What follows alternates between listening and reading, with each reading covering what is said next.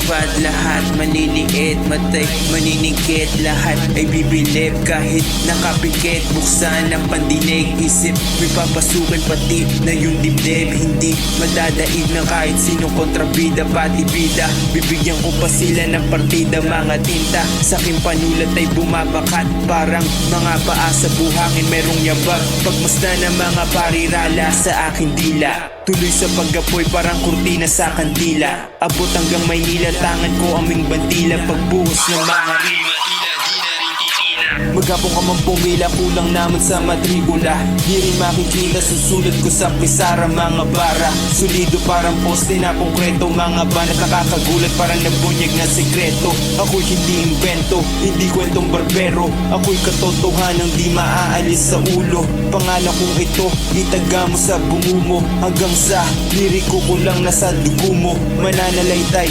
mananatili na buhay. Patuloy sa pagsuwag, putulan mo bato ng sungay. Tanging sarili ko lang ang aking makakaaway. Ako'y magsusulat kahit kamay ko may mangalay. Ako ay sasabay, di sasabit sa likod mo. Pagtapos ng tulang ito, ikay lalampasan ko. Salamat sa mikropono, sa mix ni Bastardo. Dahil dun malinaw kung nahahatid mensahe ko. Bago nakabilang wawa sa akin mga harang. Dito basta salita kundi pandiwang pinag-isipan. Mundo'y mayayanig sa tindi ng aking bagsakan, na parang kometa nagmula sa kalawakan.